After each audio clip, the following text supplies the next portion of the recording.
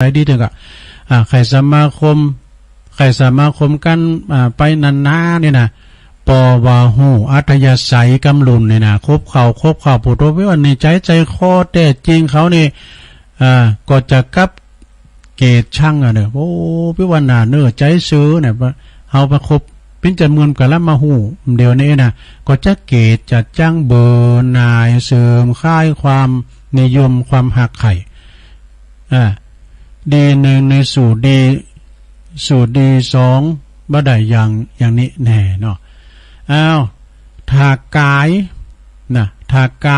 จักกระด่างกระเดืองบ่เรียบร้อยเนาะสมมติอันนี้ดีสองนะเจ้านี้วาจาดีแต่อุโมนเจ้าวานแต่แล้วว่าลองว่าดีสองนี่หรอดีในสองนี่ถ้ากายวาจากระด่างกระเดืองบ่เรียบร้อยเก่งกลางบ่สุภาพหยาบคายเนาะและวาจาบ่สุภาพบ่อ่อนหวานสักน้อยดีหนึ่งบ่มีนะดีหนึ่งบ่มีแต่มีดีสองเนี่ยคือดีสองในปากบ่มนก็จริงแต่ว่ามีจิตใจโอบอ้อมอารีธรรมะบ่มีอาฆาตพยาบาทปองไล่มีเมตตากรุณาเป็นคนที่ซื่อสัตย์สุจริตตรงกับสุภาษิตที่เปิ้นว่าหน้าเสือใจเนื้อดูเจ้าว่าหน้าเนื้อใจเสือเดี๋ยวได้ปิดแล้วล่ะหน้าเสือใจเนื้ออันนี้ดีนะเช่นนี้คุณตีปบปะหันเขาแหลกก็เขาก็จะเกลียดช่างเฮ้คุณนี่อู่บ้าโมนล่ำเลยนะบ้าสอบบ่อยากจะคบค้าสมาคมสักน้อยแหละอีนะถ้าปบหันกันนานๆได้ไก่ชิดสนิทสนมจึงหู้ซึกอัธยาศัยใจคอภายในของเปิ้นดีสองนี่นะดีสองนี่ก็สามารถอาบมากันปิดกายวาจาตีเสนันใดนี่ทำให้คุณตีหูถึงจิตใจนั้นนะหูใจแล้วเนาะตอนเนี้ยนะกับมันนิยมชมชอบว่ามันปากเจ็บได้ใจมันดีเนาะนิยมนับถือเข้าลบรักไข่วางใจ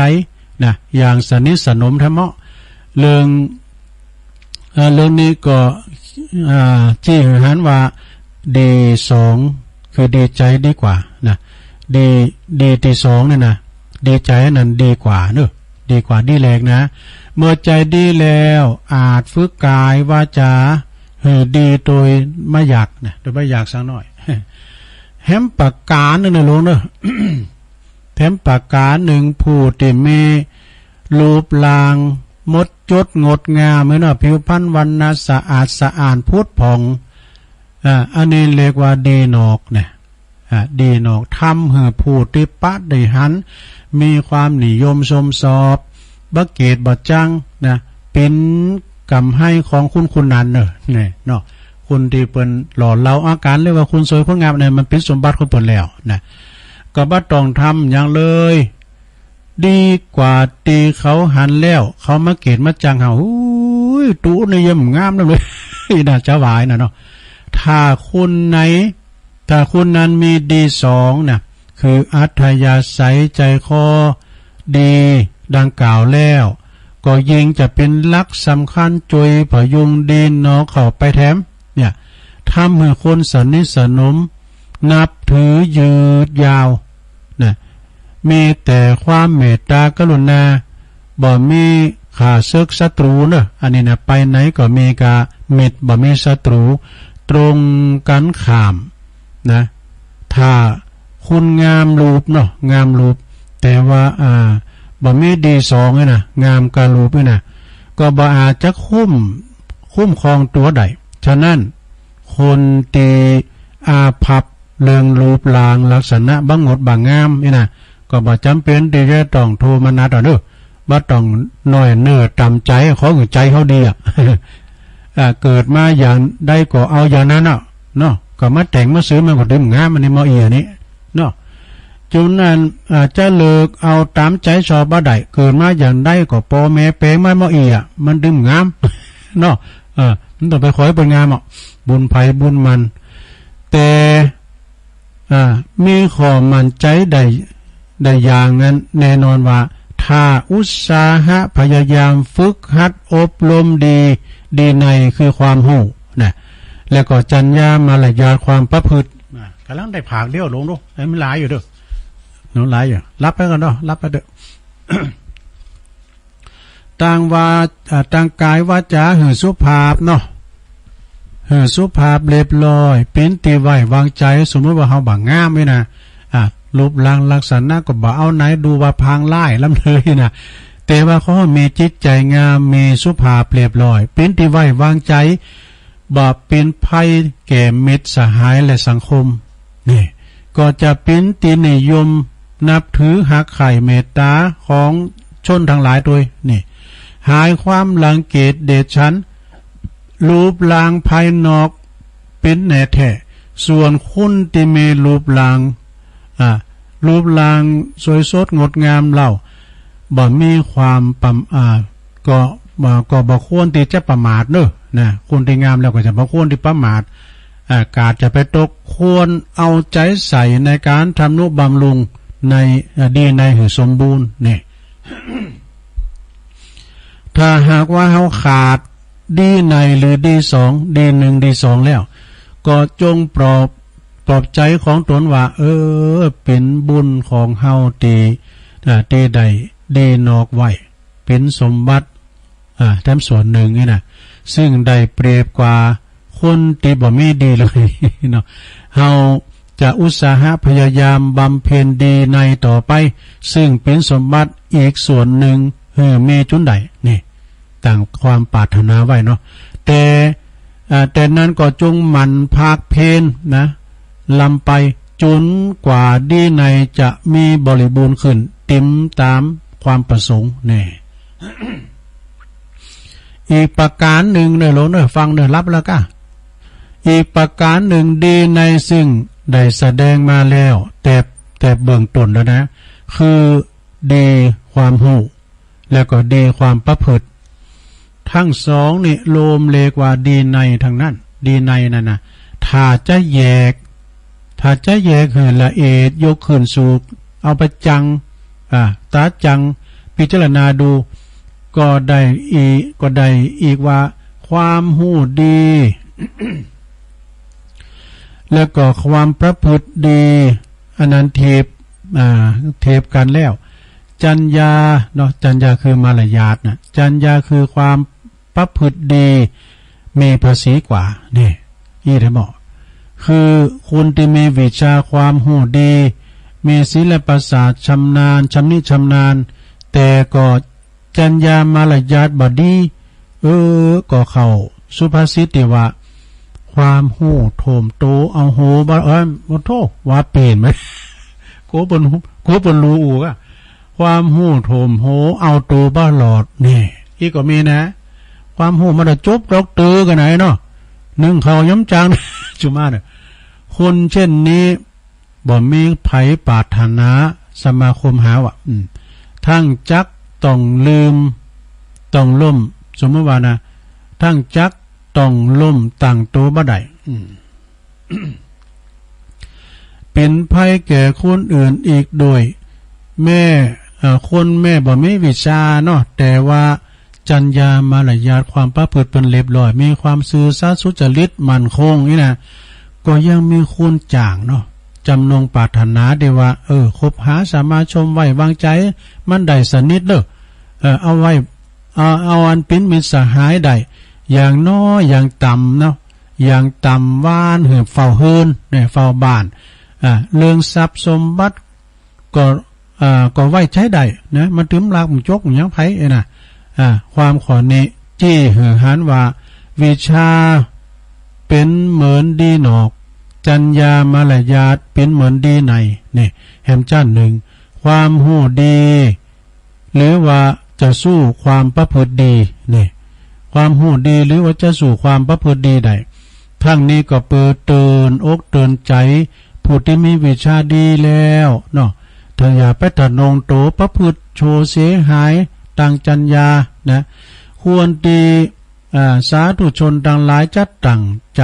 ทำวิชาแล้วก็จัญญาหือสามัคคีกลุ่มเกี่ยวกันนะสองอย่างนี้นะคือวิชาแล้วก็จัญญามารยาทคือกลุ่มเกี่ยวกันอย่าคือแตกสามัคคีกันเลยคือวิชา ไปให้ตั้งหนึ่งจัญญามารยาทไปให้ตั้งหนึ่งนี่นะก็จะได้อันปึงคุณสองอย่างนี้เนอะ เป็นลักตั้งตัวหือมันได้มันบากบันหือบรรลุความงามความเจริญถึงที่สุดนี่อันความดีบ่ว่าจะเป็นดีนอกก็ตามดีในก็ตามก็ได้ชื่อว่าความดียอมอำนวยผลเป็นความสุขความเจริญเนอะแล้วก็ทำให้ความดีให้เกิดเป็นสิ่งที่ทำได้ยากนะนอกเหมือนกับเป็นยู่โคกขึ้นภูเขาเขียนโคกขึ้นภูเขาหรือว่าเฮาไฟเฮอโทนกับแซนน้ำไม่นะดูไฟเฮอโทนกับแซนน้ำถึงดังสมเด็จพระสัมมาสัมพุทธเจ้าของเฮาต่างหลายเนี่ยเปิ้นได้ตรัสไว้ว่าผู้จะนำผู้จะบำเพ็ญความดีต้องมีหลักเนอะเนี่ยเปิ้นว่าต้องมีหลักยึดคือหลักยึดนั่นก็ยึดมั่นในคุณธรรมคือความเป็นสี่ประการนี่ความเป็นสี่ประการนี่มีอย่างพองจึงจะเป็นคนดีได้แล้วก็ได้รับผลดีคือหนึ่งสังวรประทานเนี่ยคือความเปลี่ยนระวังบ่ให้ความบดีเกิดขึ้นในสันดานเฮาสองปหานประทานเป็นพยายามเลิกละกำจัดปัดเป่าความที่บดีที่อยู่ในสันดานนั้นหือหมดสิ้นไปทีละน้อยก็ได้นะเหมือนกับช่างทองเนี่ยเปิ้นก้อยๆไล่สนิมทองนะออกชั้นนั่นนะข้อที่สามภาวนาประทาน ภาวนาประทานนี่ก็เป็นพยายามปลูกสร้างบำเพ็ญความดีอื่นๆให้เกิดขึ้นนะแล้วข้อที่สี่สุดท้ายนะอนุลักษณประทาน เป็นพยายามรักษาความดีที่ปลูกสร้างบำเพ็ญมาไว้ให้ดำรงคงอยู่ต่อไปเมื่อใจความพยายามครบครบสี่ประการขึ้นแล้วนี่แล้วการทำความดีก็ง่ายขึ้นมาแถมเหมือนเฮาไฟเฮอลองตามน้ำไฟเฮอลองตามน้ำทำการดีต้องมีลักเนี่ยต้องมีลักนะลำพังแต่ทำความดีอย่างเดียวแต่ว่าบัดระวังความบดีที่จะเกิดขึ้นบัดละอายบัดละความชั่วเสียหายที่มีอยู่ในให้ออกไปหมดบัดรักษาความดีที่ก่อเกิดขึ้นใหม่ก็อยากที่จะปะความสำเร็จเพราะการทำความดีมักเมมานมาคัดขวางก็ตึงแต่นะจ๊ะด้าเนอะมักจะเมมานมาคัดขวางเฮาจะสร้างคุณงามความดีก้ายนะกินงานตานปล่อยไหนมันจะมีขี้เหล่าดูไปเป็นอย่างเนาะมันโมนนี่นะมันมีขี้เหล่าเพราะมันซูนกันไปพงอย่าเขาอย่าทำความดีมันก็เมมานมาคัดขวางไอ้นะอันหนึ่งการทำความเป็นเปิดจะละบาปนั้นพระบรมศาสดาได้ตรัสไว้ว่าจงรีบทำเสียในวันนี้เพราะว่าไผจะพึ่งหูได้ว่าวันพวกนี้อาจจะมีความตายมาถึงเฮาวันพวกก็ได้บาลีเป็นว่าฮือก็อาเชวกิจมาตับปังโกชัญญามรณังสุเวคุณงามความดีทำเพียรทำคุณงามความดีทำให้วันนี้เพราะว่าพวกที่เฮาฮู้ว่าความตายอาจจะมาเยือนเฮาได้ คุณเฮาที่เกิดมาในโลกนี้นะถึงแม้จะมีจือมีสกุลเลกันไปต่างๆก็ตามแต่จือสกุลเหล่านั้นเป็นนามสมมุตินะเป็นสมมุติขึ้นมาแต่ที่จริงความดีและความชั่วต่างหากเป็นนามอันแต่จริงของคุณเนี่ย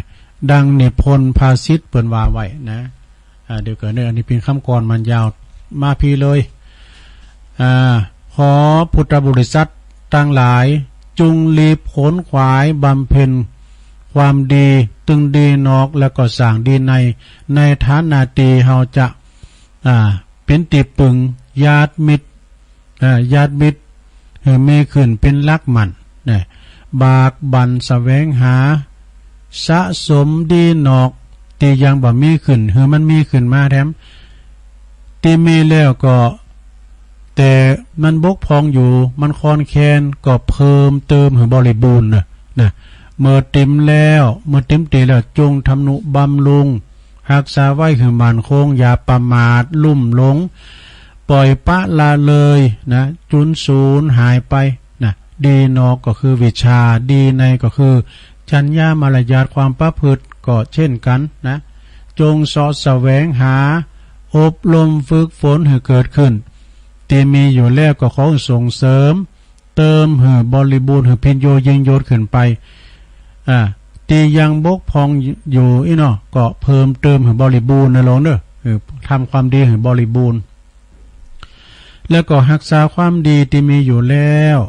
หรือว่าจะทำต่อไปใหม่นี่ก็ดี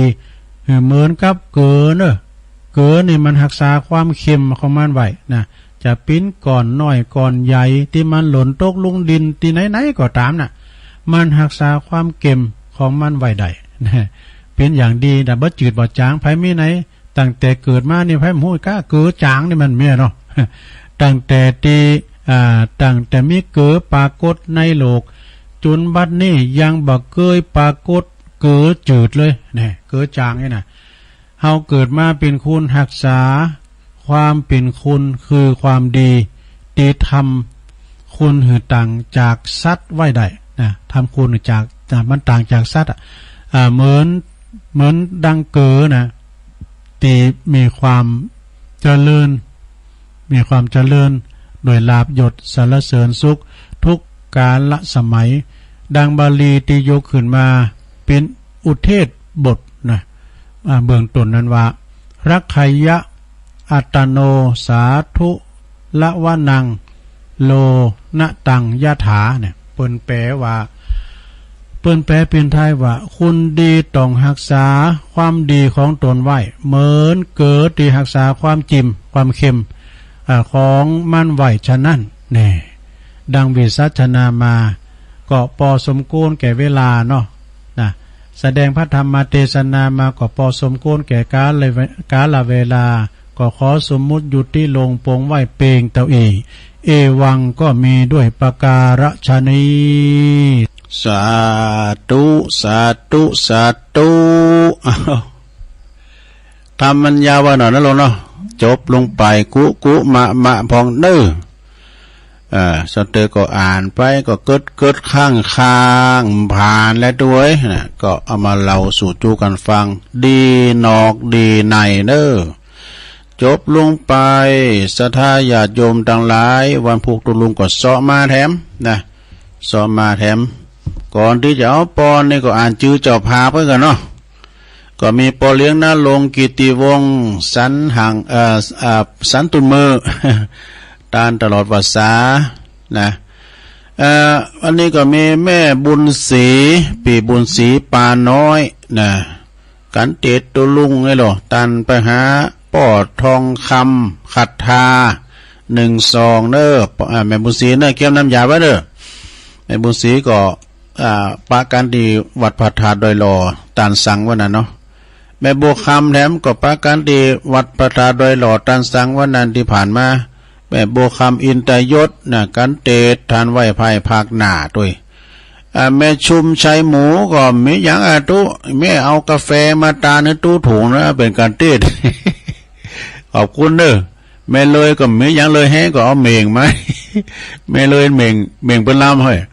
แม่เลยเอามากำ ขอบคุณเด้ออันนี้เป็นการติดนะพี่น้องดอยหล่อแล้วก็อันนี้หมายแม่สีพายก็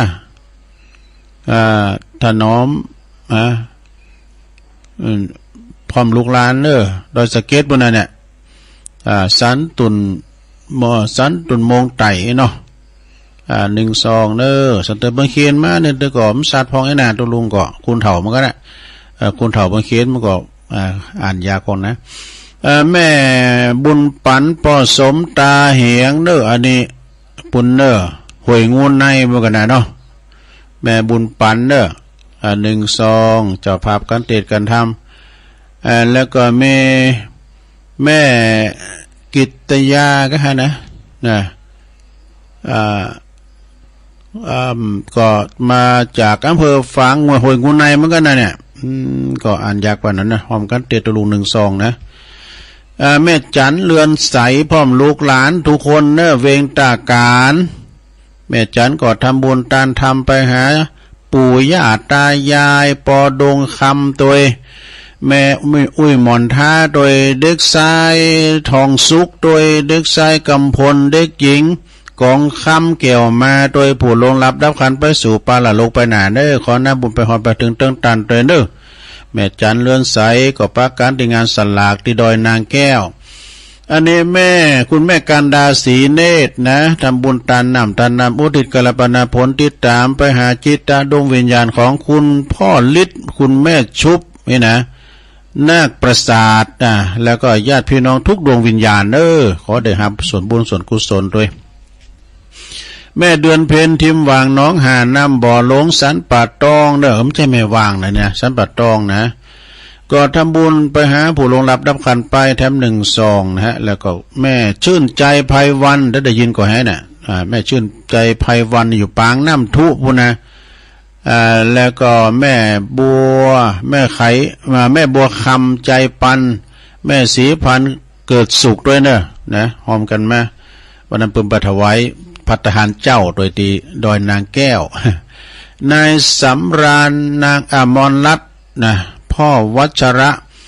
บกก้างสันกำแป้งการน้ำกาไฟตุลุงน้ำ1 ซองนะอันนี้คุณแม่บัวลันจำปาอิ่มนะป้อมลูกหลานในบ้านบกก้างสันกำแป้งถวายปัจจัยธรรมะเป็นธรรมทานการน้ำกาไฟตุลุงยองพัฒนาโดยน้อยทำ1 ซองขอบคุณคุณพ่ออาทิตย์เนาะคุณพ่ออาทิตย์แม่สมอนุวงศ์นะบันบกก้างสันกำแป้งกันน้ำกาไฟน้ำ1 ซองนายมิตรลอดนาพร้อมครอบครัว1 ซองปออันนี้ถวายตุ้ลุงชัยวัดหมายแม่ฟองนวลบุญเรืองตุ่นมงไต่ดอยสะเก็ด1 ซองแล้วก็มีอันนี้ก็แม่นโนนเหมือนกันก็รวมทำบุญทำ1 ซองนะเอาให้ดีกันเนาะสัทธาพวกก็มีทั้งอยู่ในอันเข่งใจเปิ่นนะเดี๋ยวเริ่มหน่อยเนี่ยเพราะไรโอ้เนาะพวกก็ประกาศน้ำกล้ามเนาะเอาปอนให้กันเอาปอนให้ก่อนวันผู้คอยอ่านต่อปิ้นจะภาพกันเตะกันต่อผูกแคมเนาะ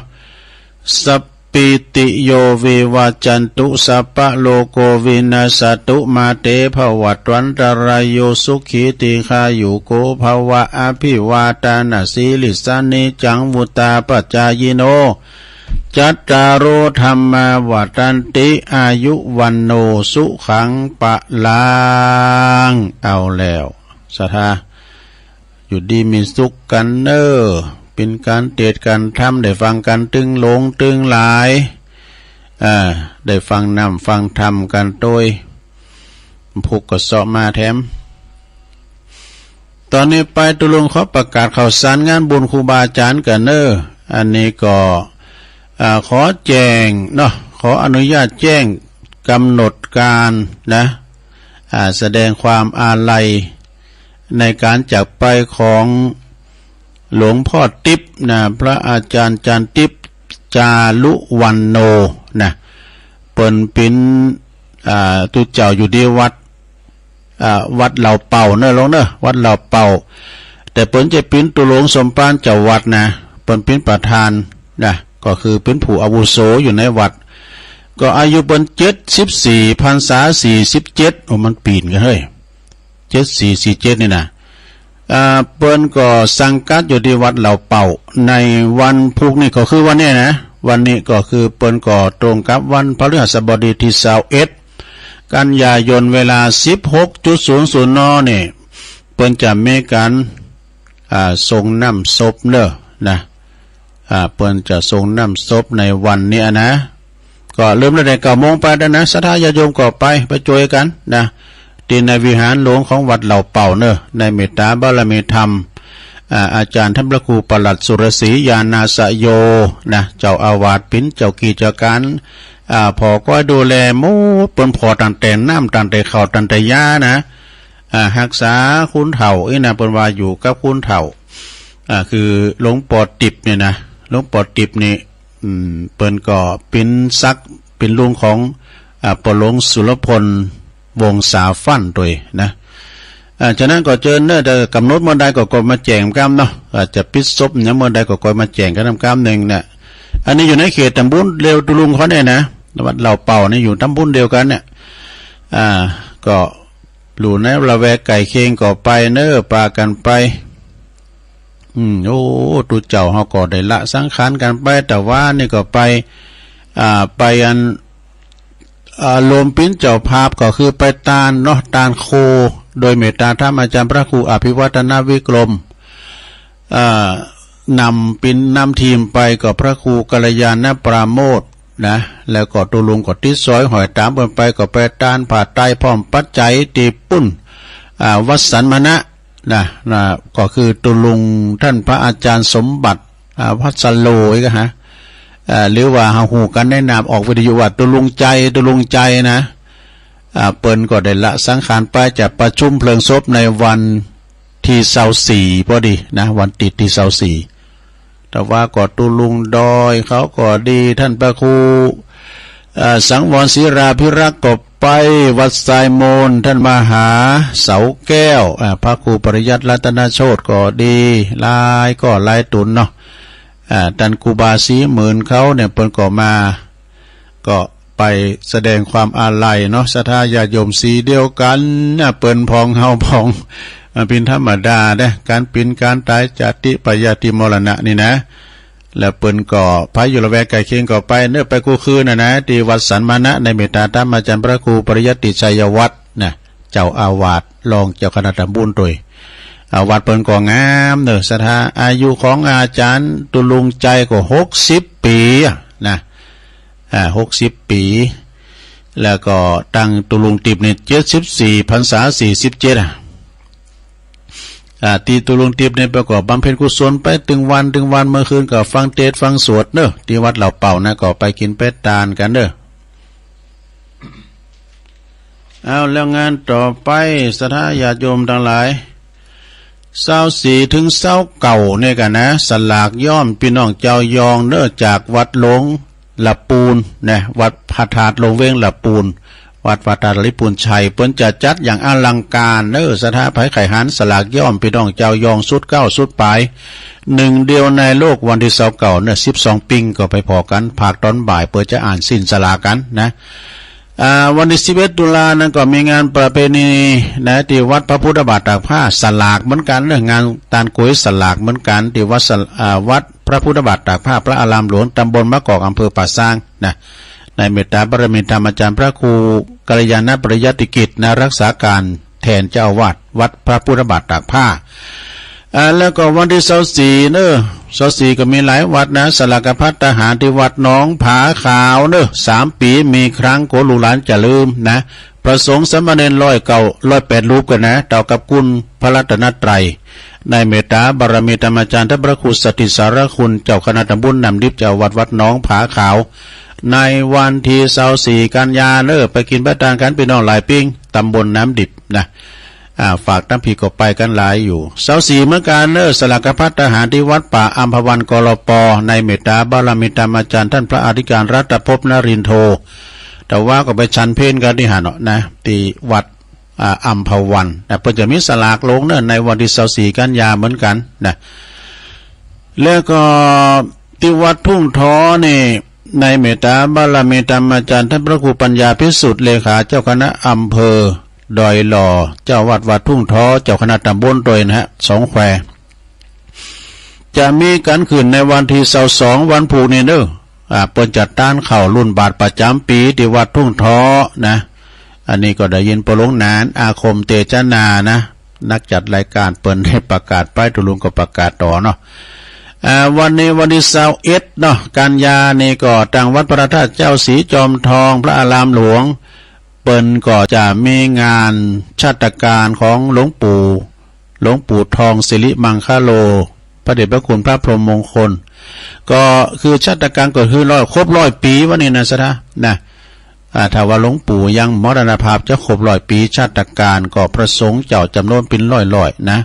เปิ้นจะมีการทำบุญกันในวันนี้ชาตการที่วัดพระธาตุศรีจอมทองในเมตตาบารมีธรรมพระเดชพระคุณท่านเจ้าคุณพระสุวรรณเมธีด็อกเตอร์เจ้าคณะอำเภอจอมทองแล้วเจ้าวาดวัดพระธาตุเจ้าศรีจอมทองหลวงพ่อก็ไปแล้วก็งานต่อไปศรัทธาญาติโยมทั้งหลายวัดพุทธนิมิตรตำบลศพเตี้ยอำเภอจอมทองนี่เพิ่นจะมีงานอายุวัดทำบุญอายุวัฒนมงคล7 รอบ84 ปีในเมตตาบารมีธรรมหลวงพ่อพระครูอินทยานรังสีแล้วก็จะได้ฉลองสมณศักดิ์พัดยศพระครูสัญญาบัตรดีปรึกษาเจ้าคณะอำเภอชั้นพิเศษที่วัดพุทธนิมิตรในวันที่22ชงตอนเจ้าเริ่มตั้งแต่9 โมงเป็นต้นไปก็จะมีการสืบชะตาฉลองอายุวัฒนมงคลสืบชะตาในเมตตาธรรมหลวงพ่อตุยแล้วก็ภาคตอนบ่ายนี้จะมีการทักษิณานุปทานอุทิศบุญกุศลแด่บุรพาจารย์บุรพาชนเป็นวันคำนะพระจะไปเปิดโรงทานพระจะไปหับเป็นเจ้าภาพสังฆทานติดต่อใดที่วัดพุทธนิมิตรในวันที่22วันศีลพุกเนี่ยกันพุกวันศีลด้วยสนาพุกนั้นไปวัดไปว่ากันไปวัดไปว่ากันศรัทธาญาติโยมแล้วงานต่อไปวันพุกนี้เหมือนกันศรัทธาวันพุกนี้ก็คือเปิ้นจะมีงานหนึ่งในงานสืบชะตาป่าปลูกป่าเฉลิมพระเกียรติประจำปี2566สถานที่นั้นก็คือที่พื้นที่อุทยานแห่งชาติแม่วางตำบลสันติสุขอำเภอดอยหล่อของเฮาเนี่ยจังหวัดเชียงใหม่ในวันพระฤหัสบดีวันนี้ศรัทธาญาติโยมเวลาก็ 13:00 น.หลวงพ่อได้ไปเพิ่นก็ลุงไปเต้นบ้านลุงก็จะได้ไปเต้นบ่เนี่ยแล้วก็ยังมีรถด้วยนะ วันตอนบ่ายมันก่อนเนาะหลวงพ่อเพิ่นจะไปหลายตีอาจจะไปวัดพระธาตุศรีจอมทองตุยนะอันนี้ก็งานเข้ามาใหม่พี่น้องปังกดเต้นปังกดตันนี่เนาะงานตานกวยสลากหักไม้ประจำปี2566ในเมตตาบารมีธรรมอาจารย์ท่านพระอธิการเกษมสัทธาธิโกหลวงพ่อกาแฟตุลุงเสมเนี่ยเพิ่นจะมีงานตานกวยสลากที่วัดมงคลเวลุวันปังกอตันตำบลนครเจดีย์อำเภอป่าซางวันที่24กันยายนก็คือวันติดเหมือนกันก็เวลา9 โมงเป็นต้นไปศรัทธาก็ไปรวมทำบุญกินทานกันที่วัดมงคลเวลุวันศรีปังกอตันในเมตตาธรรมอาจารย์พระครูพระอธิการเกษมสัทธาธิโกพรหมเลขนาศรัทธาจักชวนกันไปกินแบตตานกัน24กันยาวันติดอันนี้ก็วันที่22ศรัทธาวันที่วันที่15ศรัทธาญาติโยม14-15ก็ตุลาบ่ได้ออกพรรษาแล้วก็หมอกสลากพัฒทหารที่วัดเสาหินตำบลศรีโบบานอำเภอเมืองจังหวัดลำพูนในเมตตาบารมีธรรมหลวงพ่อท่านพระครูบุญส่งโสภณจิตโตเจ้าอาวาสแล้วก็ท่านพระอาจารย์ท่านพระมหาเอกพลชุตินทโลพร้อมด้วยคณะศรัทธาวัดเสาหินตำบลศรีโบบานเปิ้นจะมีงานตานสลากพัฒทหารงานบุญใหญ่ศรัทธาก็ไปกินไปทานกันวันที่15ตุลาวันที่17ธันวาคมก็งานตัดหวายลูกในเม็ดผูกพระศรีมาที่วัดเจ็ดลินในเมตตาบารมีธรรมอาจารย์ท่านพระมหาพิษณุจารุวันโนแล้วก็งานต่อไปอันนี้ก็คือเป็นงานวันที่23วันฮือกัน23นี่ตัดตะลงกับวัน23นี่ตกกับวันหยังก็มีนะก็ที่วัดศาลา วัดศาลาตำบลน้ำแพร่อำเภอหางดงในเมตตาบารมีธรรมหลวงพ่อท่านพระครูโชติสุวรรณสอนพร้อมโดยคณะสัตยาเปิ้นจะมีงานทำบุญอุทิศถวายเป็นทักษิณานุปทานแด่พระเดชแต่ท่านครูบาเจ้าอินตากัตตปุญโญเมตตาธรรมหลวงพ่อพระครูพิพิธปุญญาภิรัตน์นะก็มาฟังเทศกันเนอะแต่แล้วความเมตตาจากองค์เตศนะพระอาจารย์ดันในนันทธรรมิโกจากดอยสะเก็ดเนอะเปิดจะมาเตศตุจกนะวันนั้นเพื่อก็ไปเตศปุ่นที่วัดสันมณะนะอาจารย์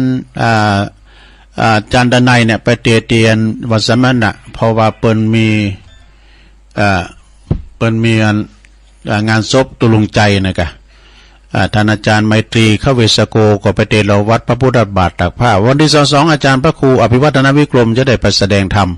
ตีวัดสันมณะศพตุลุงใจแล้วก็ตีวัดสลานี่ก็ท่านพระอาจารย์ดันในเปิ้นจะได้ไปเตศตุจกเนอะญาติโยมที่เปิ้นเป็นเจ้าภาพก็คุณโยมนิทรานะฮะคุณโยมนิทรารัจิระจลัดนะปีแหม่มนะแล้วก็พร้อมกับคุณโยมสุดาพรจิรธีกุลนะปีกุ้งนะพี่น้องบ้านล่ำจันทร์พร้อมด้วยคณะศรัทธาวัดสลากูหอหลังคาเหินเด้อวันที่23นะแล้วก็งานออกเมนพระราชทานเพลิงศพของท่านครูบาเจ้าวัดศาลาครูบาเจ้าอินตากัตตปุญโญปุ้นปลายปีปวนเด้อระหว่างวันที่20ถึง24ธันวาคมปุ่นนะยังไกลอยู่เนาะ20ถึง24ธันวาคมก็ไปรวมงานปล่อยลออันยิ่งใหญ่นะในเมตตาบารมีธรรมครูบาอินตาเนอ20ถึง24ธันวานะไก่มาก็จะประกาศย่ำเตือนไปติ๊กก็เป็นการกระตุ้นการทำบุญโดยนะฮะสดาญาติโยมทั้งหลายเป็นการกระตุ้นการทำบุญทำกุศลกันโดยนะแม่น้องตักมาตังลายนะแม่พันธาวันนะจากดอยสะเก็ดป่าไม้แดงแม่ครูทองคำที่วงคำอรุณสวัสดิ์เจ้าวันนี้ก็มีบุญแถมวันหนึ่งที่มีลมหายใจอยู่แม่ครูเกษณีนะแล้วก็แม่กำมลพรนะครับแล้วแม่ก่อนกำมลดอยน้อยพัฒนาน้องหานสันทรายฟังตั้งแต่เพลงมาแล้วอะมาพี่ไอ้บ้านจงกันทวงอันนี้เปิ้นอยู่น้ำดิบเนอฟังอยู่ไม่หลงสายฝนจันกุลนะอันนี้น้องผ่าขาวเนโยมพัฒนันแท้ตั้งวิจิตรไพศาลร้านพัฒนันก็ฟังอยู่เจ้าขอบคุณเนาะนี่ก่อนชายน้อยเนี่ยพี่น้องจากหนองล่องเนาะฟังอยู่คุณยายจันเรือนใสตื่นมาธรรมตีหนึ่งแล้วนอนบัดรับโอฟังกันไปนะคุณแม่สิรินทิพย์บุญเลิศฟังจากกรุงเทพในก็ชัดเจนดีนะเจริญปอนเนอแม่แดงอัมพรจากแดนดอกไม้ฟังอยู่เนอเจ้าพี่น้องตังบกก้างโดยสันกำแพงแม่เดือนเพ็ญทิมวางฟังอยู่เจ้าวันพุกนี่ก็จะเอามาเนาะของแม่เดือนเพ็ญก็ดีขอความเปิ้นจะดีแม่นวลนิชาวชาติโดยแม่สุทัศน์ดีมูลนะกำลังใจตัวลุงเนอร์นะยมยุพินหอมมาลาปีน้อยจากบ้านแม่โยกเนอร์กลางเวียงเจียงใหม่ชัดเจนดีเจ้านะแม่ครูคุณแม่กันดาศรีเนี่ยฟังชัดเจนดีนะอาจารย์นิพนธ์เนอขอบคุณเนอท่านไวสานะครับอาจารย์นิพนธ์ก็ฟังอยู่วัดพระธาตุดอยสะเก็ดแต่ว่ากายไปก็ยุคเมื่อวานทุกครั้งนะโอ้ยวัดเปิ้นใหญ่วัดเปิ้นงามวัดรองเจ้าคณะจังหวัดเชียงใหม่ยายปันด้วยเนอฟังอยู่เนอเจ้านะยงยุทธมณีวันอันนี้เปิ้นฟังอยู่จากบ่อแห้วลำปางบุญส่งจากลำปางเหมือนกันตานเจ้าวิชาสุจิโนเนอวิชาสุจิโนวัดป่าตานเจ้าคณะตำบลมงน้อยด้วยดูโอ้ตั้งหลายก็มาหลายเหมือนกันเฮ้ยสดาเปิ้นแสดงว่าเปิ้นฟังกันนะสดาญาโยมทั้งหลายนะเปิ้นก็ฟังกันเนาะตื่นเจ้าเหมือนกันนี่ได้คุณเฮานี่ก็มานอนรับมาดึงตื่นเจ้าเอาแล้วศรัทธาได้เวลาจะเปลี่ยนบรรยากาศแล้วเนอเหลือแถม10 นาทีโทรมาคุณน้อยเนาะโทรมาที่เบอร์089 0955650650น่ะโทรกันเข้ามาแล้วก็จบจากตัวลุงวันนี้วันพัดก็ฟังอาจารย์พระครูอภิวัฒนวิกรมแบบเด้อเจริญปอนเจ้าข้าพเจ้าเจ้าสำนักการตลาดผมจบสักคำนะเจ้าต่อวิญญาณขอคุกเข่านะเจ้าเดิน12แล้วลูกแก้วตั้งไว้ปอเวของนายมารอคุกเข่าเห็นเวทนาเมมารอเป่ามารอคุกเข่าลูกตาลลูกนักไปไหนหรือไปทำงานก็เลยลืมตาคุกเข่าลูกอูขอหาเมมาแต่เจ้ามารอคุกเข่าเนื้อเลี้ยวใต้เลขวาขอหาบ่เจอโอกเมเนื้อบอกเต็กมากลูกเมอยู่ไหนยังมาละควางอกเมเต็กมากแล้วเนื้อคืนล้นลองตกใจออกเนื้อหาตึกบ่เจอลูกตาลเจ้าตั้งร้ายเฮ้ยเมย์อยากกินเข่าคนมีกุเข่ากูคนลูกของเมย์นั่นเขาตึงบทสนเมย์ก็เววนรอจนวันละกำยองวันละกำนะเจ้ากำมากุมานะเจ้าภาษาไทยแปลว่าติดขัดข้องนะเจ้ากุมาติดขัดข้องเจริญปอนจากไปสาเจ้าฟองคำที่แก้วห้วยบ่อทองฟังเจ้าแม่ฟองคำเนาะเจ้าคุณน้องรักษาคนดีไว้นะเจ้าแม่แล้วเจ้าสาธุโอ้ขอบคุณเนอแม่ฟองคำทิพย์แก้วป่าไผ่บ่อทองเจริญปอนไปสาเจ้าตุลุงแม่สาวรักเจ้าอ๋อใช้ปากการเนาะมาแล้วเจ้าฟังตุลุงตั้งแต่เปิดเพลงได้น้อยแล้วนะเจ้าโอ้ปลุกเจ้าได้เจ้าวันนี้มือแม่นเจ้าตุลุงเดี๋ยวเจ้าไว้สาเจ้าตุลุงอนุโมทนาใช้ปากการมาละเจริญปอนเจ้ากับไว้สาเจ้าตุลุงวันนี้ก็มีบุญทั้งวันเนอะตื่นขึ้นมามีลมหายใจได้ไหวพระฟังธรรมได้ปอนกับตุลุงตะเมื่อเจ้ามาแล้วนะเจ้าแม่สุกแก้วศิลาพรสิเตี้ยพระนงละปุนเนอะโอ้สายใต้วันนี้นะเพิ่นฟังกันนะครับผู้บ้านเนอะสีนาพรสีเตี้ยสีเจริญสีปทุมสีนี่นะฟังกันทุกคนนะเจ้าโอ้ขอบคุณแม่เป็นตัวแทนเนอะเจ้ากับบริษัทและตุลุงอนุโมทนาสลิดเตไหวสาบารมีธรรมครูบาเจ้าเสาคำเนอเจริญปอนเจ้าบริษัทเจ้าตุลุงวันนี้ตื่นบ่ายโมงวิสาวคุ้มตะวัน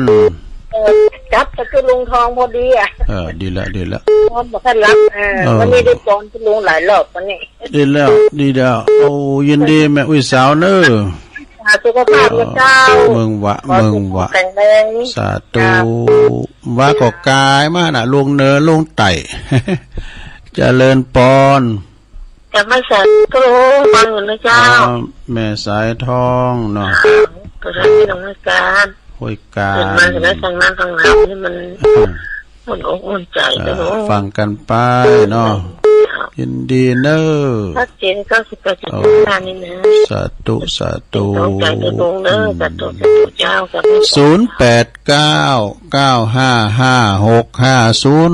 0899556506เจริญปอนไรซะตุลุงเจ้าแม่วันบังบักกอกเนอะแม่วันแหละแม่วันบังกอกจ้าฟังเจ้าละเนาะแม่วันมาเสียมฟังเพลงออกกับตุลุงฟังไปนะสายนี่มาตีแล้วแม่วันเฮ้ยเจริญปอนแกไปสาเจ้าตุลุงยื่นบอกคำจีนาตะแกนแม่บอกคำจีนาเจ้าฟังมันก็เจ้าตาจ้างเนาะตื่นเป็นวันบ่ายโมงเจ้าไปตื่นยังเจ้าแล้วเหรอมันตื่นมันไม่มาหลับจ้ะนั่นก็นั่นนี่เลยเปิดกันขนาดมันเป็นเอากำเนิดเจ้าเนาะฟังเพลงไปก่อนเนาะ ฟังไปก่อนเลยจ้ะ ผู้ก่อฟังแท้ กำลัง เนาะ ใจเด้อ ยินดีนะแม่บัวคำเด้อผู้ก่อฟังแท้ เจ้ากำลังใจเด้อตกลงเด้อ โอ้สาธุสาธุอ้าว099เจริญปอน ไปกาเจ้าแม่บุญปั่นไว้หนูเจ้า โอ้พี่น้องหวยบุญในมาแล้ว เจ้าฟังอยู่เด้อเจ้า อันชัดเจนนี่นะแม่เนาะ เจ้าชัดเจนเลยเจ้า เออ ฟังทุกคนเลยไว้หนูเจ้า มันอันเจ้าฝุ่นตกแล้วข้ามเดี๋ยวเนาะ เจ้าโต๊ะเพราะว่าโต๊ะเจ้านี่แบบโต๊ะเจ้า อันนั้นก็ว่ากันตกอยู่ว่าสวดมนต์แล้วจบโอ้ตกมาว่าบะเบาไฟฟ้าก็ดับน้ำเดี๋ยวนี้แต่ว่ารู้นาบุญมันดับในห้องส่งเฮ้ยก็อันนี้มันได้ยินน่ะดักวิทย์อ่ะเนาะมันดับมาเป็นสายมัน3-4 หมอในวัดพระธาตุน้อยๆนะดีกับหมอนี่มันดับอันนี้ดักแซ่บยินดีแม่บุญปันดังๆเด้อ เจ้า โอ้สาธุสาธุอันเจริญปอนแปดตังคุณแม่จงดีครับปุณโตยแม่คุณแม่กนกพิชัยนาเจและพีพันธ์ครับเจริญปอน กราบไหว้สาเจ้าฟังอยู่เจ้าตั้งแต่เจ้าละเจ้า แม่ยังแม่ครัว เจ้า ฟองจันเขียวหน่อเมือง ถ้าเฮากับวันพุกเนาะ มันเฮาพูดแต่ก็ลืมประกาศนั้นต้องประกาศค้างเปิ้นตัวเก่าประกาศตัวโอ้ เจ้าเจ้า ผู้ก่อวัดประธานโดยน้อยยินดีเนี่ยแม่ครูเด้อผู้ก่อนวัดประธานโดยน้อยก็พวกก็จะต้านสังอ่ะตูเจ้าถึง30 ฝ่ายก็เหมือนกันน่ะถึงพระถึงเนรก็60 ฝ่ายเจริญปอน กราบไหว้สาหลวงปู่ครับผม โอ้เน้นหลักนิมนต์นะครับครับวันนี้ก็วันนี้การงานหนักเนาะงานหนึ่งแต่ยอบปปตอนแต่ก็ฟังธรรมตะกี้ดีนอกดีน้อยม่วนนะครับก็ได้สาระจะงานพระอาจารย์เน้นหลักมาเทศจังหวัดไหนเพิ่นถวายไหนมันเทศเพิ่นเด้อลูกหรือว่าจะดีแล้วได้จังหวัดก่อนอันนั้นก็บรรยายมันก็น่าจะดีอ่ะเป็นกำลังใจเสมอนะครับโอ้ขอบคุณอาจารย์เน้นหลักเด้อแต่ว่านี่ก็ฟังอาจารย์เน้นหลักมาสุดต่างหรอฟังมาสุดต่างเปิ้นแตนรันพระครูกะฟังแต่ปุณหลายด้อยนางเกี่ยวมาจุดถึงบ้านเฮาแบบสายสุดท้ายเจริญปอนภาษาเจ้าตกลงอยู่ตั้งใดก็คอยตายเจ้าแม่แดงเนาะเจ้ายาแดงดอกตะลอมมาละวันนี้ตื่นเจ้าดีกะเจ้าผู้ก็มาอยู่เนอยินดีนะแม่เนอเจ้าภาษาเจ้าโอ้เปิ้นบุญมากเลยเจริญปอนภาษาครับโอ้ปอนนั้นมาปิดท้ายนั้นประเสริฐดีนี่ครับใส่ไว้งานดีครับมันทำต้องเสียต้องเสียทั้งหน้าครับมันมรกมันใจกันนอขอกำลังใจอันตุลงไม่ขอลงอยู่ดีมีชุกอันนี้ครับผมใส่กระหลันต่อไปครับยินดีหลายๆเนอไว้สาครับได้รู้สาธุดีครับเห็นดูปอบุญตันปอบุญตันใบขาตุลุงไปได้ฟังอยู่นะทำไมเจ้าตุลุงเนี่ยฟังเจ้าแล้วเนาะมาทับมันนอนว่าตุลุงจะออกวันนี้ก็วันพักศุกร์เสาร์ตุลุงผู้ก็มาอยู่ใจตุลุงเด้อยินดีนะปอนเด้อไปสาธุสาธุแม่เพียนว่าไปเลยเพียนว่าไปเลยภาษาเจ้าเอาเลยไฟสว่างใจแสงธรรมะสว่างใจสว่างใจและแสงไฟสว่างใจและแสงธรรมเจ้าของชัดเจนทุกจ่าตะลุงเด้อขอบคุณเจ้าเอาแล้วขอสุมาเดินสายที่เข้ามาตุลุงสามารถทับได้แล้วเดี๋ยวกินเวลาเปิดน้อมผู้กระโทรมาใหม่เด้อแม่น้อยกาดนัดบานดอนโลงเด้อยายฟองแม่ฟองคำติ๊บแก้ว แม่สวรักษ์แม่ทลบชัยปราการ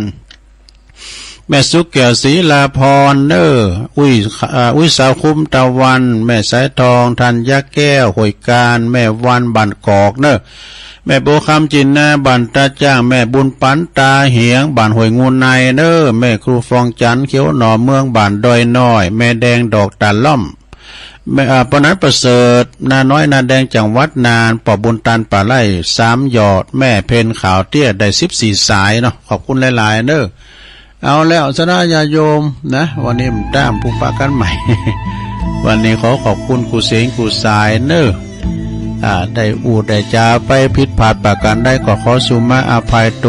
ยนะอยู่ดีมีสุขเนื้ออายุมันขวัญยืนจัตตาโลธรรมาวัฏันติอายุวันโนสุขังปะลาง